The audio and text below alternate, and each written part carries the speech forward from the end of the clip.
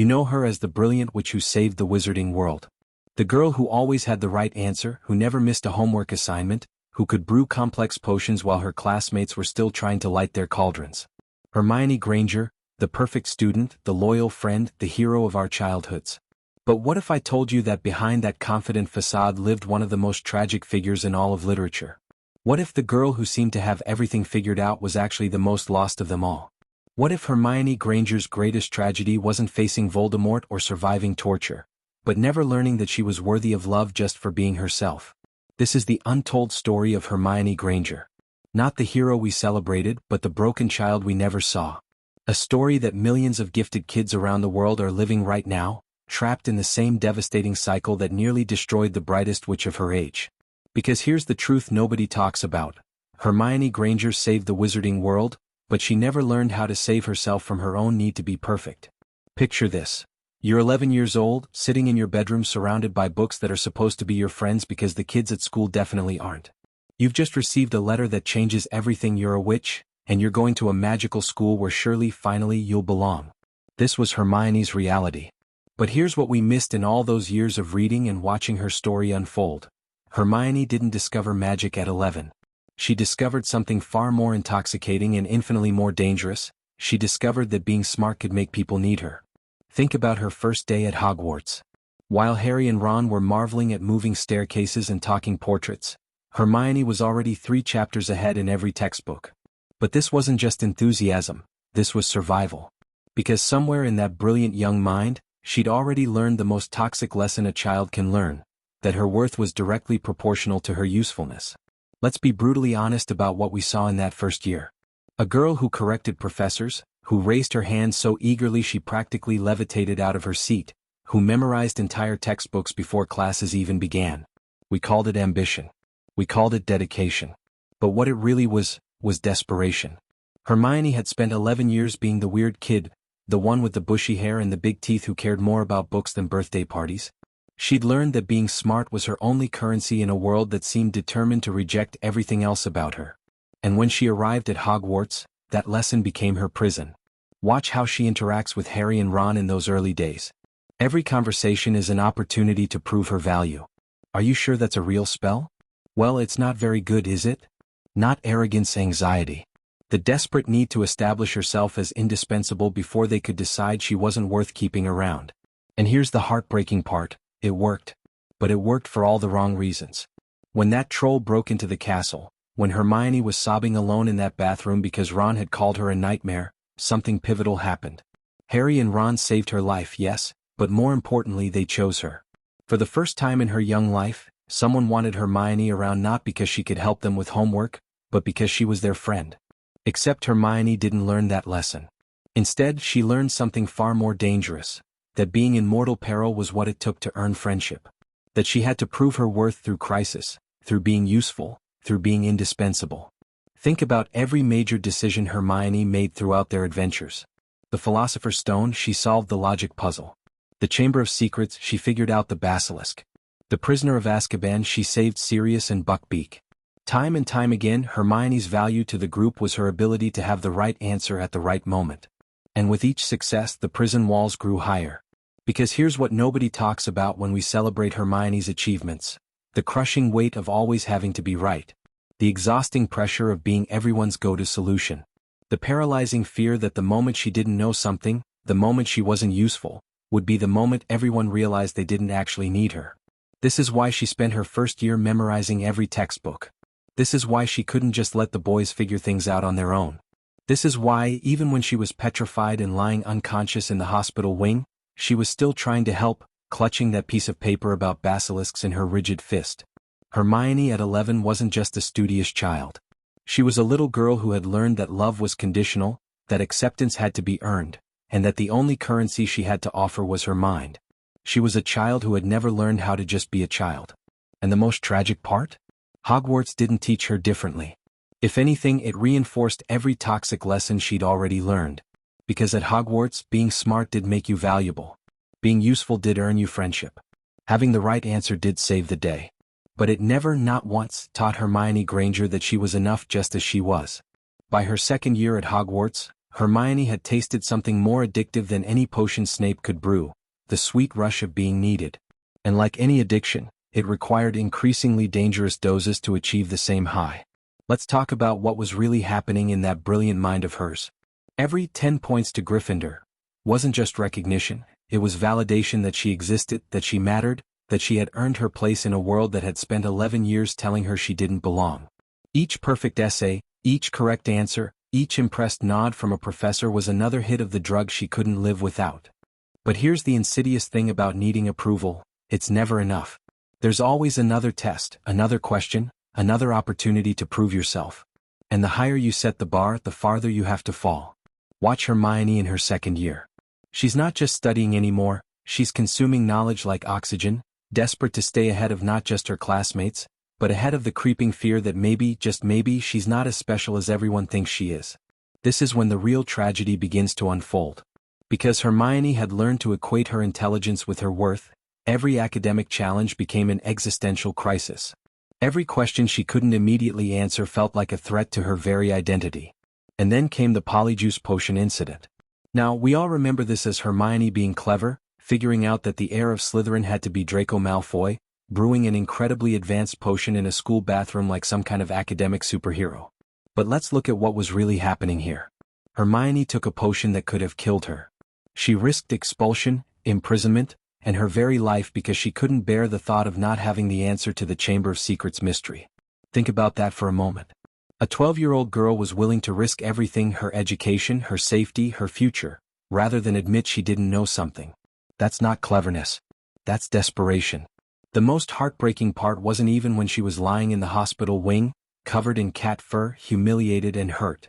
It was the shame in her eyes when Harry and Ron visited her. Not shame about the failed transformation, shame about failing, period. About not being perfect. About letting them down. "I hate being wrong," she whispered, and in those 4 words lay the entire tragedy of her existence. Because Hermione didn't just hate being wrong, she couldn't survive being wrong. Her entire sense of self was built on being right, being useful, being indispensable. This is when her behavior started becoming truly concerning, though none of the adults in her life seemed to notice.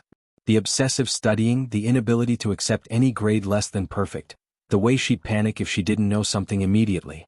These weren't signs of a gifted student, they were symptoms of a child in crisis. And it was getting worse. Think about how she reacted to any suggestion that she might be wrong about something. The way her voice would get sharp, her eyes would flash, her whole body would tense up like she was preparing for battle. Because to Hermione, being wrong wasn't just an academic mistake, it was a threat to her survival. She had learned that her intelligence was her only value, which meant that any challenge to her intelligence was a challenge to her right to exist. Every quiz was a referendum on her worth as a human being. Every essay was a desperate plea to be allowed to stay. The teachers saw a precocious student. Her classmates saw a know-it-all. But what they were really looking at was a little girl slowly drowning in her own expectations, building walls of perfectionism so high that she was cutting herself off from the very thing she wanted most: genuine connection. Because here's the cruel irony of Hermione's situation: the harder she worked to make herself indispensable, the more isolated she became. The more she proved her intellectual superiority, the wider the gap grew between her and her peers. She was earning their respect and their gratitude, but she was losing their ability to see her as just another kid who might want to talk about something other than homework. By the end of her second year, the pattern was set. Crisis would arise, Hermione would solve it through sheer force of intellect, everyone would be grateful and impressed, and Hermione would feel that brief, beautiful moment of validation before the anxiety set in again. Because there was always another crisis coming, another test, another chance to fail. She was trapped in a cycle that was slowly killing the child in her, one perfect grade at a time. And the most tragic part was that everyone around her, teachers, friends, even her parents, encouraged it. Because they saw the success without understanding the cost. They saw the brilliant witch, but they missed the little girl who was slowly disappearing behind walls of books and expectations. Desperate to be loved but terrified to be vulnerable, hungry for approval but starving for acceptance. The addiction was complete.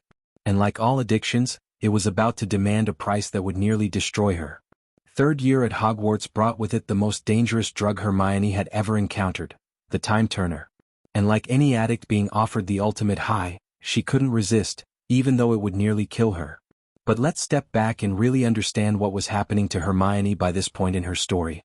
She wasn't just a student taking on extra classes. She was a child who had become so addicted to achievement that she was literally trying to bend time itself to feed her addiction. Think about the insanity of what she was doing. A 13-year-old girl was using one of the most dangerous magical artifacts in existence to attend every single class Hogwarts offered. Not because she was particularly passionate about ancient runes or arithmancy, but because the thought of not taking a class, of admitting she had limits, was unbearable. The time turner represented everything toxic about Hermione's relationship with perfection. It was the ultimate enabler, allowing her to maintain the illusion that she could do everything, be everything, know everything. It fed her deepest addiction while slowly destroying her from the inside. Watch her during third year. Really watch her. The exhaustion that she tries so hard to hide. The way she snaps at Harry and Ron over the smallest things. The manic energy that comes from someone who's running on fumes and willpower alone. The dark circles under her eyes that makeup charms couldn't quite conceal. This wasn't dedication. This was self-destruction.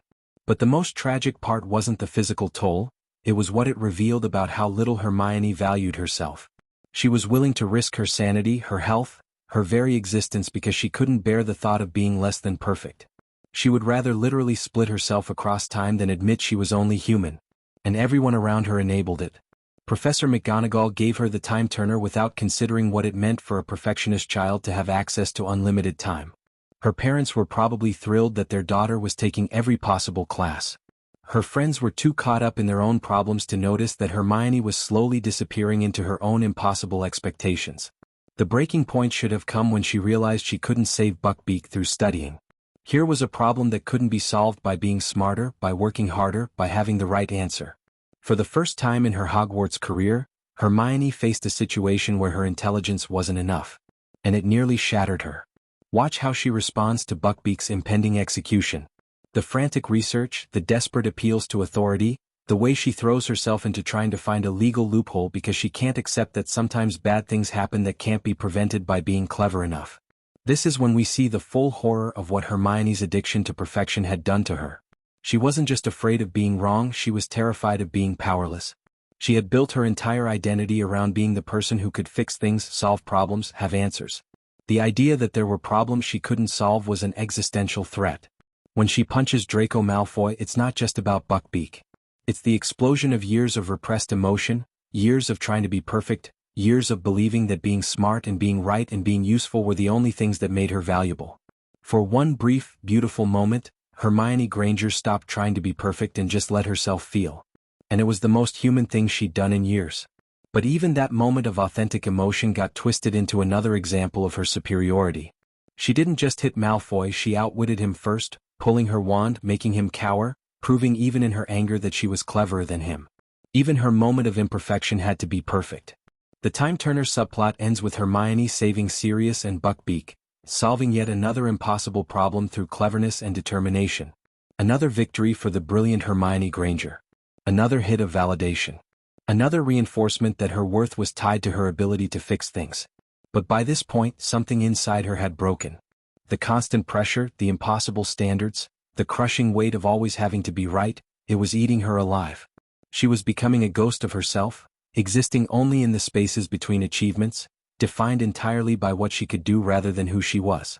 The most heartbreaking moment of third year isn't when she's crying about Buckbeak or even when she's exhausted from the time turner. It's the quiet moment when she returns the time turner to McGonagall, and for just an instant, you can see the relief in her eyes. Relief at giving up the burden of perfection. Relief at being allowed to just be a normal student again. But that relief is immediately followed by fear. Because without the time turner, without the ability to do everything and be everywhere, who was she?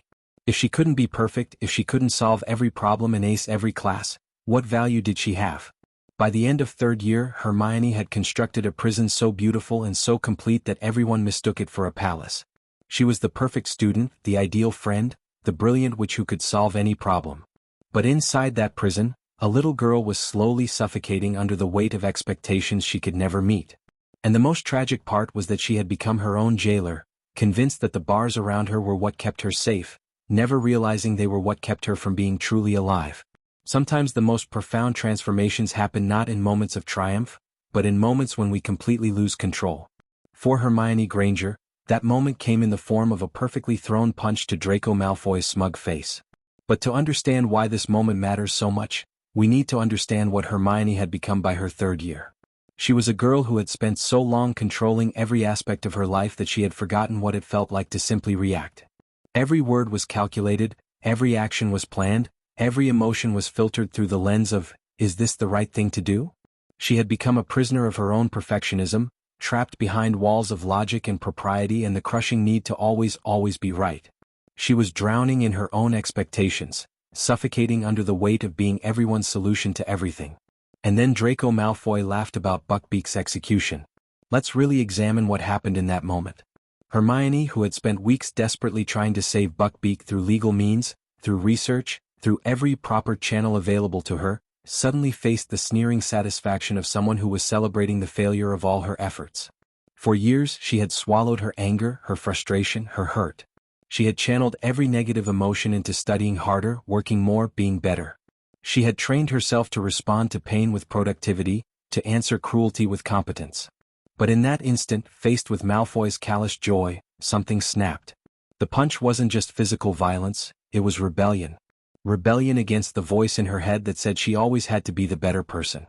Rebellion against the expectation that she would turn the other cheek, that she would respond to cruelty with dignity, that she would be the mature one, the rational one, the one who always took the high road. For the first time in years, Hermione Granger acted on pure emotion. And it felt incredible. Think about what that moment represented for someone who had spent so long trying to be perfect. The sheer liberation of not thinking before acting, of not weighing consequences, of not being the responsible one. For one beautiful violent second, Hermione wasn't the brilliant witch or the perfect student or the loyal friend, she was just a furious 13-year-old girl who had had enough. The look of shock on Malfoy's face wasn't just because she hit him, it was because she had done something completely unpredictable, something that didn't fit the careful image she had constructed of herself. Even he had expected her to respond with words, with logic, with some clever comeback that proved her intellectual superiority. Instead, she proved her humanity. But here's what makes this moment truly tragic.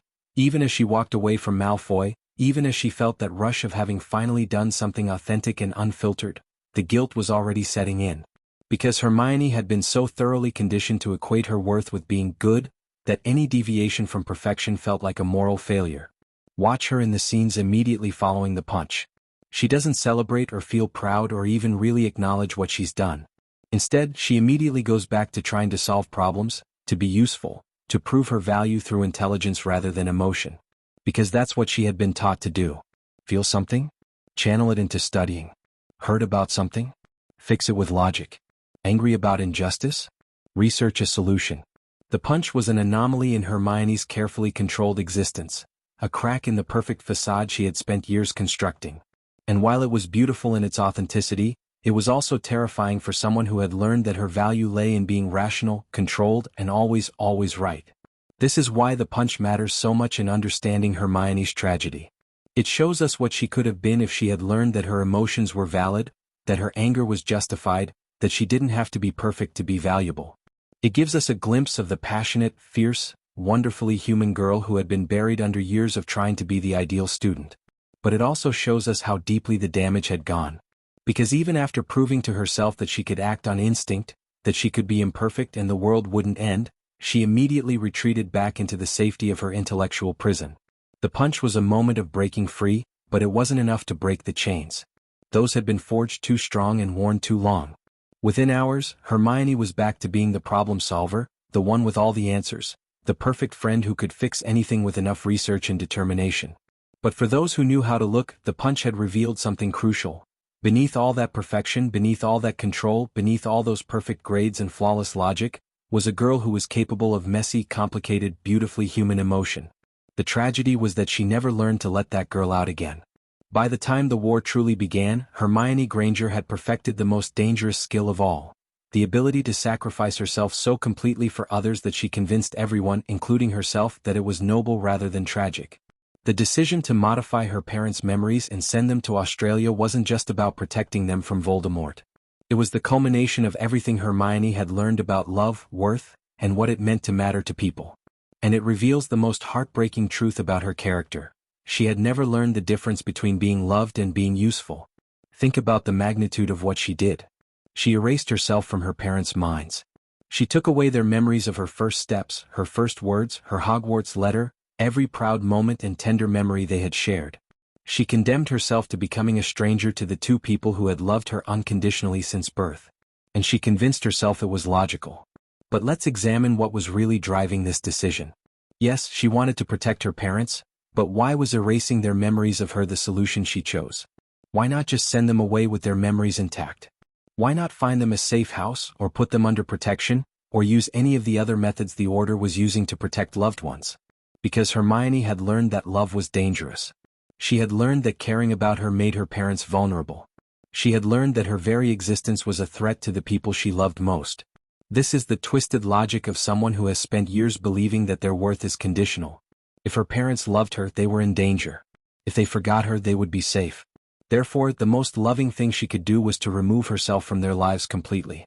It's the ultimate expression of the toxic lesson she had learned as a child, that love had to be earned, that it came with costs, and that the people who mattered most would be better off without her unless she could prove herself indispensable. Watch how she explains the decision to Harry and Ron. She presents it as the only rational choice, the obvious solution to an impossible problem. She uses that calm, controlled voice she always used when discussing something that was tearing her apart inside. She makes it sound like a homework assignment rather than the destruction of her entire emotional foundation. Because that's what Hermione did with pain, she intellectualized it until it became manageable. But think about what this decision cost her. She wasn't just protecting her parents, she was severing the only relationship in her life that had never been conditional. Her parents loved her before she could read, before she showed any signs of being special, before she could do anything useful. They loved her simply because she was theirs. And she threw that away. The most tragic part is that she convinced herself she was being selfless, that she was sacrificing her own happiness for their safety. But what she was really doing was enacting the same pattern that had defined her entire life. Solving problems through isolation, protecting people by making herself dispensable, expressing love through self-destruction. This wasn't heroism, it was the logical conclusion of a lifetime of believing that she wasn't worth loving for her own sake. Think about the implications of her decision. She was preparing for the very real possibility that she would die in the war. Which meant she was choosing to spend what might be her last months on Earth completely cut off from the people who had loved her longest. She was choosing to die as a stranger to her own parents. And she presented this as wisdom. The memory modification scene, which we never see in the books or films, must have been devastating. Imagine Hermione, 17 years old, pointing her wand at her sleeping parents and systematically erasing every trace of herself from their minds. Every birthday party, every bedtime story, every proud moment when they bragged about their brilliant daughter. Imagine her watching their faces go blank when she showed them her photograph. Imagine the moment when the two people who had loved her unconditionally looked at her like she was a stranger. This was Hermione's idea of love, complete self-sacrifice, even unto erasure. And here's the most heartbreaking part. She never questioned whether there might be another way. She never asked if her parents might prefer to face danger together rather than live safely apart. She never considered that maybe, just maybe, the people who loved her might want to have a say in their own fate. Because Hermione had learned to equate love with protection, care with control, and sacrifice with virtue. She had never learned that sometimes the most loving thing you can do is trust the people you care about to make their own choices, even if those choices involve risk. The decision to modify her parents' memories was presented as Hermione's greatest act of love. But what it really was her greatest act of self-hatred. Because only someone who fundamentally believed they weren't worth loving could convince themselves that the people they loved most would be better off forgetting they ever existed. She saved her parents' lives, but she killed something essential in herself. She protected them from Voldemort, but she couldn't protect them from her own inability to believe she deserved their love. And the most tragic part of all is that this decision was celebrated. Hermione was praised for her wisdom, her sacrifice, her logical thinking. Once again, her self-destruction was mistaken for heroism, her pain was interpreted as strength, and her inability to accept love was seen as the highest form of love itself. The girl who had spent her entire life proving she was worth keeping around had finally found the ultimate proof. She was so valuable that her very existence was dangerous to others. She had achieved the perfect fusion of being indispensable and being a threat, of being loved and being too dangerous to love. It was the culmination of every toxic lesson she had ever learned about herself, wrapped in the language of sacrifice and presented as the act of a hero. But heroes don't erase themselves from the lives of the people they love. Heroes find a way to protect without destroying. Heroes believe that they're worth fighting for, worth risking for, worth remembering. Hermione Granger never learned to be that kind of hero. She only learned to be the kind that disappears. As the dust settled after the war, as the wizarding world celebrated their salvation, Hermione Granger faced the most terrifying challenge of her life, figuring out who she was when she wasn't solving everyone else's problems.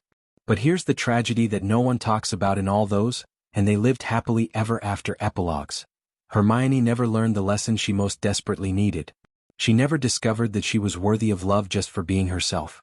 Instead, she learned that her heroism had only reinforced every toxic pattern she'd spent her entire life building. Think about how the war ended for her. Once again, it was Hermione's knowledge that saved the day. Her research that helped them find the Horcruxes. Her quick thinking that got them out of impossible situations. Her loyalty that held their mission together when everything seemed hopeless. She had once again proven her worth through being indispensable, through being useful, through being the one with all the answers. The wizarding world celebrated her as a hero, but what they were really celebrating was the same thing that had been killing her slowly for years. Her ability to sacrifice herself for others, to put everyone else's needs before her own, to find her value only in what she could do rather than who she was. And Hermione, starved for recognition and validation as she had been since childhood, absorbed every word of praise like a desert drinking rain. She had finally achieved the ultimate validation. She wasn't just useful, she was essential. She wasn't just smart, she was the smartest. She wasn't just helpful, she was heroic. But validation built on performance is never enough. It's never lasting. Because it means that tomorrow you have to perform again. Watch what happened to Hermione after the war.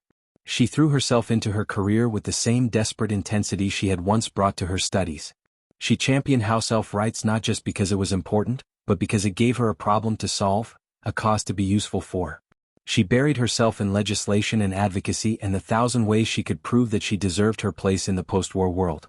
She married Ron, but even that relationship fell into the same patterns that had defined her entire life. She became the one who organized their lives, who solved their problems, who held everything together. She loved him, yes, but she loved him the only way she knew how, by making herself indispensable to him. And when challenges arose in their marriage, when Ron struggled with feeling overshadowed by her achievements, when the press constantly compared them and found him wanting, how do you think Hermione responded? Did she finally learn to be vulnerable, to admit she needed support too, to let someone else be strong for once? Of course not. She worked harder. She tried to fix it. She took on the emotional labor of managing not just her own career and ambitions, but his feelings about her success. She made herself smaller so he could feel bigger, then worked twice as hard to prove she still deserved her achievements. Because that's what Hermione had always done when people she loved felt threatened by her intelligence. She tried to be both brilliant and non-threatening, both indispensable and humble, both the problem solver and the one who never made anyone feel inadequate. It was an impossible balance and it was slowly destroying her. The most heartbreaking part is that everyone around her enabled this pattern. The wizarding world needed someone to champion progressive causes, so they celebrated Hermione's workaholic tendencies as dedication. Ron needed someone to manage the practical aspects of their life together, so her taking on all the emotional labor was seen as love. Her friends needed someone who would always be there with solutions and support, so her inability to ask for help was interpreted as strength. No one ever said to Hermione Granger, "You don't have to fix everything. You don't have to be perfect. You don't have to earn your place here every single day. You're allowed to just exist, to be flawed, to let other people take care of you sometimes." No one ever taught her that love wasn't something she had to earn through performance, that friendship wasn't something she had to maintain through being useful, that her worth wasn't dependent on her ability to have all the answers. And so the pattern continued. Crisis would arise, Hermione would solve it, everyone would be grateful, and she would feel that brief moment of validation before the anxiety set in about the next problem, the next test, the next opportunity to prove she deserved to be there. She never learned to rest. She never learned to be imperfect. She never learned that the little girl inside her who just wanted to be loved for who she was, not what she could do, was the most valuable part of her. The wizarding world got the brilliant advocate they needed. Ron got the capable partner who could manage everything. Her friends got the loyal supporter who would drop everything to help them. But Hermione never got what she needed. The chance to discover who she was when she wasn't performing, when she wasn't useful, when she wasn't solving everyone's problems. She never got to just be loved. And here's the cruelest irony of all. The very traits that made her a hero were the same ones that kept her from experiencing the basic human connection she craved most. Her intelligence isolated her. Her competence made people dependent on her but not intimate with her. Her selflessness meant that no one ever had to truly see her, to know her fears and insecurities and the deep well of need that she spent her entire life trying to fill. She became the perfect friend, the ideal partner, the brilliant which everyone admired. But she never became the one thing she wanted most. Someone who was loved not for what she could do but simply for who she was. The pattern never breaks because no one recognizes it as a pattern.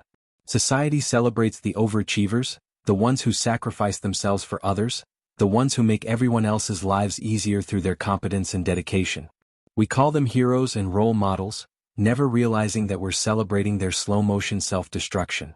Hermione Granger saved the wizarding world, but she never saved herself from the belief that she had to earn every bit of love and acceptance that came her way. And in that she's not alone. She's the representative of millions of gifted children who grow up believing that their intelligence is their only currency, that their worth is tied to their performance, that love is something to be earned rather than something to be freely given and received. They become the overachievers, the people-pleasers, the ones everyone relies on. They excel in their careers, support their friends, manage their families, and slowly disappear behind the weight of everyone else's expectations and their own impossible standards. They save everyone except themselves. And the most tragic part is that they never realize they need saving, because they've been taught that being the savior is the only role they're allowed to play. The hardest truth about Hermione Granger's story isn't what it tells us about her, it's what it reveals about us. About the way we celebrate academic achievement while ignoring emotional health. About the way we praise children for being mature and responsible, while missing the signs that they're drowning under pressure. About the way we mistake self-destruction for heroism when it comes wrapped in productivity and success. Because here's what we don't want to admit: we created Hermione Granger. Not J.K. Rowling, us. Our education system that rewards conformity and performance over creativity and emotional growth.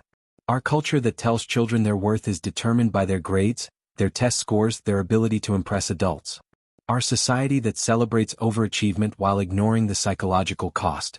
Every time we praise a child for being so mature for their age, we're creating a Hermione. Every time we reward academic success without asking about emotional well-being, we're creating a Hermione. Every time we celebrate the student who always has the right answer while ignoring the one who's struggling to find their voice, we're creating a Hermione. And then we wonder why anxiety and depression rates among gifted children are skyrocketing. We wonder why the successful kids are the ones burning out in college, why the straight-A students are the ones having nervous breakdowns in their 20s, why the children we held up as examples are the adults who can't maintain relationships or find happiness. We wonder, but we don't want to look too closely at the answer. Because the answer implicates all of us. Think about how we talk about intelligence in our society. We treat it like a superpower, something that makes children special and valuable. We create gifted programs that separate the smart kids from everyone else. We celebrate academic achievements with awards and recognition and college scholarships. We make intelligence a competition, a race, a way to determine who deserves opportunities and who doesn't. And then we act surprised when intelligent children grow up believing that their worth is conditional on their performance. Hermione Granger's story is uncomfortable because it forces us to confront what our obsession with academic achievement actually costs. It shows us what happens to a child who learns that love is something to be earned through grades and gold stars and being the one with all the answers. But here's what makes her story even more tragic: it's not unique. Right now, in classrooms around the world, there are thousands of little Hermiones. Children who have learned that their intelligence is their only value. Kids who stay up all night studying not because they love learning, but because they're terrified of disappointing the adults who have made their worth dependent on their achievements. They're the ones who cry over AB+, who have panic attacks before tests, who can't enjoy childhood because they're too busy trying to be perfect, who smile and nod when adults praise them for being so responsible and so mature, never letting on that they're drowning under the weight of expectations. They're the children who learn that emotions are inconvenient, that vulnerability is weakness, that asking for help is failure. They become experts at managing everyone else's feelings while ignoring their own. They learn to be useful rather than authentic, impressive rather than honest. And we celebrate them for it. We hold them up as examples. We use them to make other children feel inadequate. We create a system where being emotionally healthy and age-appropriate is seen as being behind, while being anxious and overscheduled is seen as being advanced. The most insidious part is that it works, at least on the surface. These children do succeed academically. They do get into good colleges, land impressive jobs, achieve the markers of success that our society values. They become doctors and lawyers and engineers and politicians. They make their parents proud and their teachers feel successful. But at what cost? The cost is children who never learn that they're valuable just for being themselves. Children who grow into adults who can't maintain relationships because they've never learned how to be loved without being useful. Adults who achieve every goal they set for themselves but still feel empty inside because they've never learned how to validate themselves. The cost is a generation of high achievers who are experts at everything except being happy. And the most heartbreaking part is that it's completely unnecessary. Children don't need to be perfect to be valuable. They don't need to have all the answers to deserve love. They don't need to sacrifice their emotional health for academic success. But we keep perpetuating the myth that they do. We keep creating systems that reward perfection and punish vulnerability. We keep telling children that their grades matter more than their mental health, that being smart is more important than being kind to themselves. We keep creating Hermiones. Think about the children in your life right now. The ones who always volunteer to help with extra projects.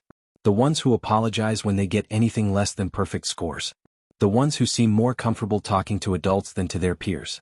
The ones who never seem to play, who always seem to be working on something. Are we celebrating their achievements, or are we watching them disappear under the weight of our expectations? Hermione Granger's story isn't just about a fictional character. It's a mirror reflecting our own failures as a society.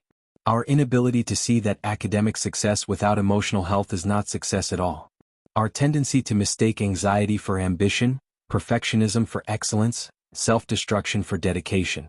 Her story is a warning that we've been ignoring for years, and the cost of that ignorance is a generation of children who grow up believing that their worth is conditional, that love must be earned, and that being perfect is more important than being human. The tragedy of Hermione Granger isn't that she was too smart for her own good. It's that she lived in a world that taught her that being smart was the only good thing about her. It's that no one ever told her that she was enough just as she was, that she didn't have to earn her place in the world, that she was worthy of love not because of what she could do, but simply because she existed. And until we learn to see children as whole human beings rather than academic performers, until we learn to value emotional intelligence as much as intellectual intelligence, until we learn to celebrate the child who asks for help as much as the one who has all the answers, we're going to keep creating more Hermiones. We're going to keep breaking brilliant children in the name of making them successful. And we're going to keep pretending that it's worth it. If you've made it this far in Hermione's story, if you felt that uncomfortable recognition in your chest, that sense of, oh no, this is familiar, then you already know the truth. This isn't just about a fictional character from a children's book. This is about you, about me, about millions of people who saw themselves in the bushy-haired girl who always had her hand raised and never realized they were looking at a tragedy in progress. Maybe you were the kid who cried over getting a B+. Maybe you were the one who did extra credit assignments even when you didn't need them. Maybe you were the child who felt more comfortable in the library than on the playground, who preferred adult conversations to playing with peers, who learned early that being smart was the fastest way to get positive attention. Maybe you're the adult now who still feels like you have to earn your place in every room you enter, who works twice as hard as everyone else to prove you deserve to be there, who can't accept compliments because deep down, you're still that child who learned that love was conditional on performance. If that's you, then Hermione's story isn't just entertainment, it's a roadmap to understanding how you got here and why it's so hard to believe that you're valuable just as you are. The pattern starts early. It starts with well-meaning adults who praise intelligence above all else. Teachers who light up when a 5-year-old can read chapter books. Parents who beam with pride when their child corrects an adult's grammar. Families who make academic achievement the primary topic of conversation at the dinner table. These adults aren't trying to damage children. They think they're encouraging them. They think they're building confidence and motivation. They don't realize they're teaching a child that their worth is tied to their performance, that love is earned through achievement, that being smart is the most important thing about them. The child learns the lesson quickly. When I'm impressive, I get attention. When I have the right answer, I get praise. When I excel academically, I matter. And slowly, unconsciously, they begin to believe that when they're not impressive, they don't get attention. When they don't have answers, they don't get praise. When they're not excelling, they don't matter. It's a logical conclusion for a developing brain to make, and it's devastating. By the time they reach school, these children have already learned to perform. They raise their hands eagerly, not because they love learning but because they need the validation that comes from being right. They complete assignments perfectly, not because they're naturally conscientious, but because imperfection feels like a threat to their survival. Teachers love these students. They're easy to work with, they make the class look good, they don't cause problems. But what teachers often miss is the anxiety behind the achievement, the fear behind the perfectionism, the desperation behind the eagerness to please. These children learn to read adults expertly. They know exactly what teachers want to hear, what will make parents proud, what will earn them the golden star or the glowing comment on their report card. They become expert performers, but they lose touch with their authentic selves in the process. By middle school, the pattern is entrenched. They're the ones taking the hardest classes, joining the most activities, staying up late to make sure their projects are perfect. They're burning out before they're even teenagers, but everyone around them sees success, so no one intervenes. High school intensifies everything. Now there are GPAs and class rankings and college applications. The stakes feel higher, the competition is fiercer, and these students push themselves even harder. They take AP classes they're not interested in, join clubs they don't care about, sacrifice sleep and social connections and any semblance of a normal teenage experience in pursuit of the perfect transcript. And everyone celebrates them for it. They're held up as examples of what dedication looks like. Their parents brag about them. Their teachers write glowing recommendations. They get into prestigious colleges and everyone feels vindicated, see, all that hard work paid off. But inside, these students are often struggling. They don't know who they are when they're not achieving. They can't relax because they feel guilty about not being productive. They can't maintain friendships because they don't know how to be vulnerable, how to be human, how to be anything other than impressive. College breaks many of them. Suddenly they're surrounded by people who are just as smart, just as accomplished, just as driven. For the first time in their lives, being the smartest person in the room isn't guaranteed. Their entire identity, built on academic superiority, crumbles. Some adapt by working even harder, by finding new ways to stand out, by pushing themselves to dangerous extremes. Others burn out completely, unable to cope with the reality that they're not special after all, that their worth was never actually tied to their achievements no matter how strongly they believed it was. The lucky ones get therapy. They start the long, difficult work of untangling their sense of self from their accomplishments. They learn, slowly and painfully, that they were valuable all along, that they didn't need to earn love through performance, that being human and flawed and ordinary is not only okay but actually beautiful. But many never get that chance. They carry the pattern into adulthood, into their careers, into their relationships. They become the overachievers who can't say no, the perfectionists who work themselves to exhaustion, the people-pleasers who sacrifice their own needs to maintain the approval they learned to crave as children. They marry partners who admire their competence but don't really know them. They have children and struggle not to pass on the same toxic patterns. They achieve professional success but can't enjoy it because they're already worried about the next goal, the next way they need to prove themselves. Some of them eventually realize something is wrong. They might be in their 30s or 40s or 50s when they finally recognize that all their achievements feel hollow, that they're exhausted by their own lives, that they don't know how to be happy because they never learned that happiness was allowed. The recognition is often triggered by a crisis, a job loss, a divorce, a health scare, something that forces them to confront the fact that their entire sense of self is built on a foundation of sand. The external validation they've been chasing their entire lives is revealed to be as unstable and unreliable as they always secretly feared it was. This is when the real work begins. Learning to separate their identity from their achievements. Learning that they were worthy of love before they ever accomplished anything impressive. Learning that their value as human beings isn't conditional on their performance. It's the work that Hermione Granger never got to do, because no one in her world recognized that she needed to do it. Everyone was too busy benefiting from her competence to notice that she was drowning in her own expectations. But you can do this work. If you see yourself in Hermione's story, if you recognize the patterns in your own life, you can choose a different path. You can learn to value yourself for who you are, not what you achieve. You can learn to set boundaries, to be imperfect, to ask for help when you need it. You can learn that you were always enough, even before you became impressive. You can learn that the child inside you who just wanted to be loved deserved that love all along, not because they were smart or successful or useful, but simply because they existed. Hermione's tragedy doesn't have to be yours. Her pattern doesn't have to continue. You can break the cycle for yourself and for the children who come after you.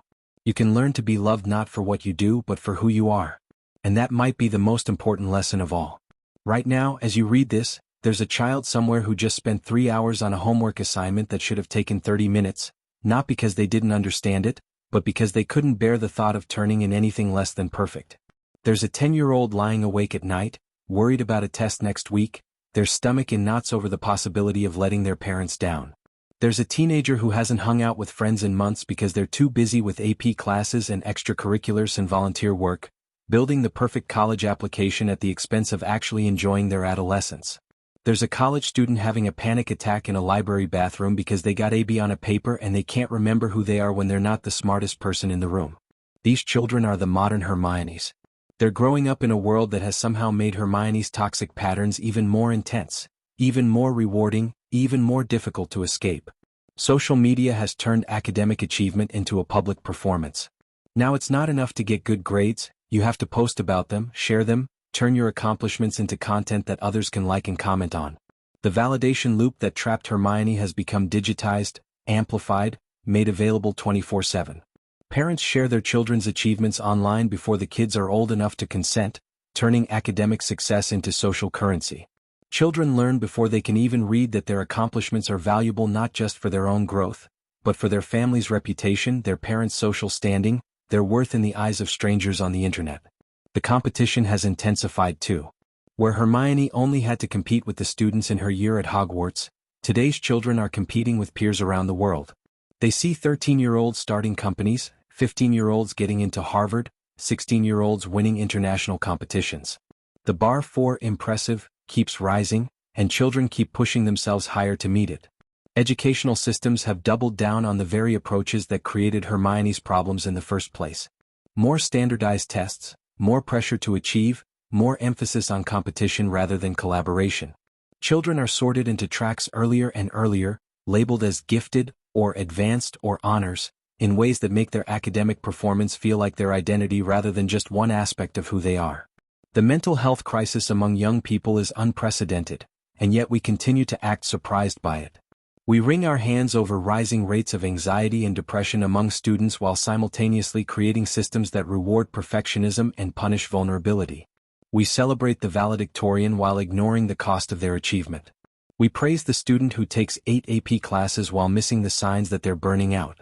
We hold up the teenager who gets into multiple Ivy League schools as an example for everyone else to follow, never asking what they sacrificed to get there. We've created a culture where being a normal, healthy teenager feels like failure. Where having hobbies that don't look good on a college application feels like wasted time. Where asking for help feels like admitting weakness. Where being anything less than exceptional feels like being worthless. And then we wonder why our children are struggling. The technology that was supposed to make their lives easier has instead made the pressure constant. They can't escape school when they go home because their assignments are online, their grades are updated in real time, their performance is always visible to their parents and peers. There's no sanctuary from the performance, no break from the competition, no space to just be children. The children who thrive in this system, the modern Hermiones, learn to navigate it expertly. They game the system, optimize their schedules, turn their lives into carefully curated presentations of achievement. They become masters of time management and organization and productivity, but they lose touch with play, with spontaneity, with the simple joy of learning something because it's interesting rather than because it's useful. They develop sophisticated coping mechanisms. They learn to function on little sleep, to manage their anxiety just well enough to keep performing, to compartmentalize their emotions so they don't interfere with their productivity. They become incredibly capable, but they also become disconnected from their own needs, their own desires, their own authentic selves. By the time they reach college, many of them are so burned out that they can barely function. Others push through, adding more pressure, more competition, more ways to prove their worth. They graduate with impressive degrees and enter careers where the same patterns continue: long hours, constant pressure, the need to always be achieving, always be advancing, always be proving that they deserve their success. Some eventually recognize the toll this lifestyle is taking. They might be in their 20s when they realize they don't know who they are outside of their achievements. They might be in their 30s when they recognize that they've never learned how to relax, how to enjoy success, how to be satisfied with what they have. They might be in their 40s when they finally understand that they've been running on a hamster wheel their entire lives, achieving goal after goal but never actually getting anywhere meaningful. The recognition is often painful because it forces them to confront how much of their lives they've spent performing rather than living. How many relationships they've sacrificed for achievements that ultimately feel hollow. How much of their authentic selves they've buried under the pressure to be impressive. But recognition is also the first step toward change. It's the beginning of learning that their worth isn't conditional on their performance, that they don't have to earn love through achievement, that being human and flawed and ordinary is not only acceptable but actually beautiful. The children who are growing up in this system right now don't have to follow Hermione's path. They don't have to sacrifice their emotional health for academic success. They don't have to learn that their value is tied to their performance. But that requires adults who are willing to value different things. Parents who praise effort over achievement, who celebrate growth over grades, who prioritize their children's well-being over their accomplishments. Teachers who create environments where it's safe to be wrong, to struggle, to be imperfect. Communities that support children as whole human beings rather than just academic performers. It requires recognizing that the current system isn't working, that creating high-achieving but emotionally damaged young people isn't actually success, that we need to fundamentally rethink what we value and how we measure it. Most importantly, it requires seeing children like Hermione not as role models to emulate, but as warnings of what happens when we get our priorities wrong. When we treat intelligence as more valuable than emotional health. When we reward perfectionism instead of resilience. When we teach children that they have to earn their place in the world instead of helping them understand that they already belong. The choice is ours. We can continue creating Hermione's brilliant, capable, and slowly destroying themselves under the weight of impossible expectations. Or we can choose to value something different. We can choose to raise children who are smart and emotionally healthy, accomplished and self-compassionate, successful and actually happy. But first we have to admit that what we're doing now isn't working. We have to stop mistaking anxiety for motivation, perfectionism for excellence and self-destruction for dedication. We have to stop creating tragedies and calling them success stories. Here's what nobody tells you about being this smart kid. It's a prison sentence disguised as a gift. And Hermione Granger spent 7 years at Hogwarts building the bars of her cage higher and stronger, convinced that she was building a ladder to success. The most insidious thing about perfectionism is how good it looks from the outside. Perfect grades, perfect behavior, perfect solutions to everyone's problems. Society rewards it, celebrates it, holds it up as an example for everyone else to follow. But perfectionists don't do what they do for the rewards, they do it because they're terrified of what happens if they stop. Hermione's perfectionism wasn't about excellence, it was about survival. Every perfect essay was proof that she deserved to be at Hogwarts. Every correct answer was evidence that she was valuable. Every solved problem was confirmation that she had earned her place among her friends. But here's the cruel mathematics of perfectionism. It requires more and more extreme behaviors to achieve the same emotional payoff. The first time Hermione got top marks on an exam, it felt amazing. By her 7th year, anything less than perfect felt like failure. She had built a tolerance to achievement the way an addict builds tolerance to drugs. She needed bigger and bigger hits to feel the same relief from anxiety. This is why she couldn't just let Harry and Ron figure things out on their own. This is why she had to have the answer to every question, the solution to every problem. Not because she was naturally controlling, but because every moment she wasn't useful was a moment she risked being abandoned. Think about the psychological torture of living this way. Every conversation becomes a test. Do I have something valuable to contribute? Every social situation becomes an opportunity to prove your worth. Can I help? Can I fix this? Can I demonstrate my value? The exhaustion is unimaginable.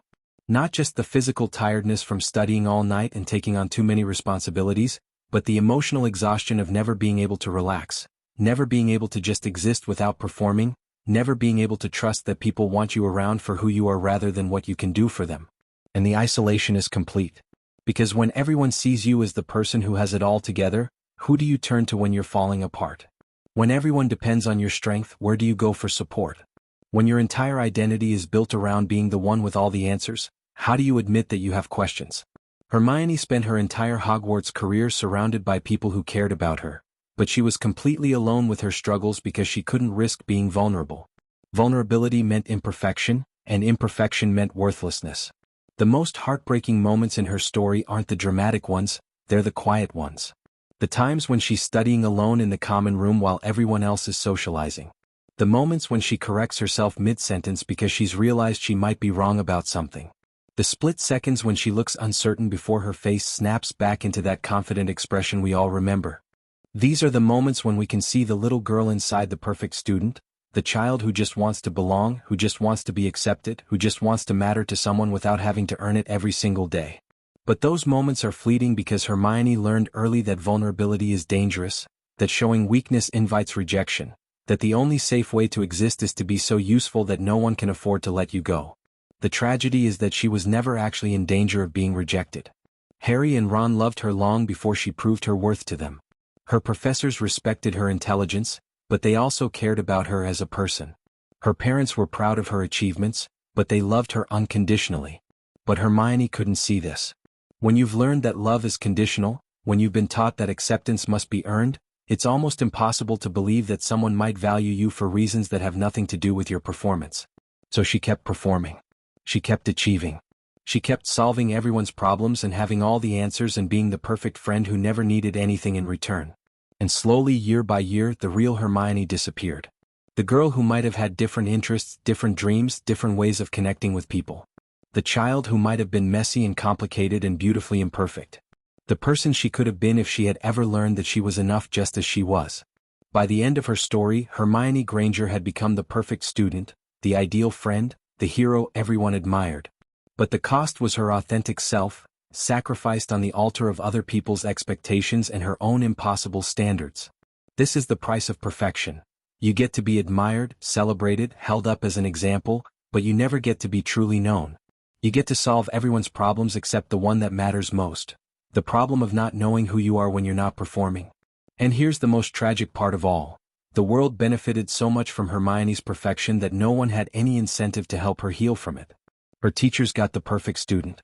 Her friends got the loyal supporter who always had solutions.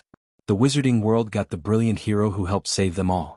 Everyone got what they needed from Hermione except Hermione herself. She saved everyone but couldn't save herself because she never learned that she was worth saving just for being human, just for existing, just for being the imperfect, struggling, beautifully flawed person she was underneath all that armor of achievement. The price of perfection is always the same. You lose yourself in the pursuit of becoming what everyone else needs you to be. And Hermione paid it willingly, thinking she was buying love, never realizing she was selling her soul. If Hermione's story ends in tragedy, if the pattern never breaks for her, then why does it matter? Why spend all this time examining the psychology of a fictional character who never learns the lessons she most desperately needs? Because her story doesn't have to be the end. It can be the beginning, the moment when we finally recognize what we've been doing to brilliant children, and decide to do something different.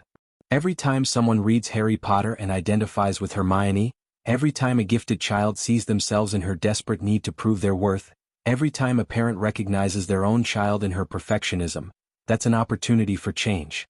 The pattern can be broken. The cycle can end.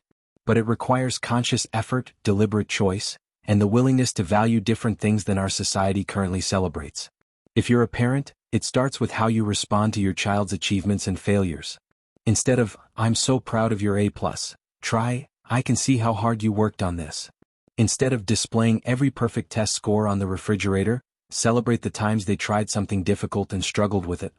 Instead of praising them for being so mature and so responsible, make space for them to be childish and silly and imperfect. Pay attention to the child who always volunteers to help, who never seems to need anything, who appears to have it all figured out. That child might be the one who needs the most support, precisely because they've learned to hide their needs so well. Create spaces where your child can be wrong without consequences. Where they can be frustrated without having to fix it immediately. Where they can ask for help without feeling like they're failing. Where they can just exist without having to earn their place through performance.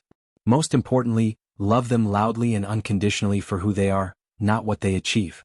Tell them they matter because they exist, not because they're useful. Show them that your affection doesn't fluctuate with their grades, that your pride in them isn't tied to their accomplishments. If you're an educator, recognize that your most successful students might be your most at-risk students. The ones who never cause problems, who always have their homework done, who seem to thrive under pressure. These children might be drowning in their own expectations. Create classroom environments where mistakes are learning opportunities rather than failures. Where collaboration is valued over competition.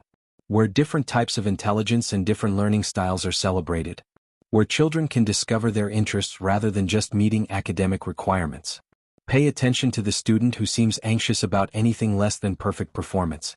The child who can't enjoy their successes because they're already worried about the next assignment. The one who apologizes for not knowing something instead of just asking for help. These students need to learn that their worth isn't tied to their academic performance, that learning involves struggle and confusion and getting things wrong. They need to see that you value their questions as much as their answers, their effort as much as their results.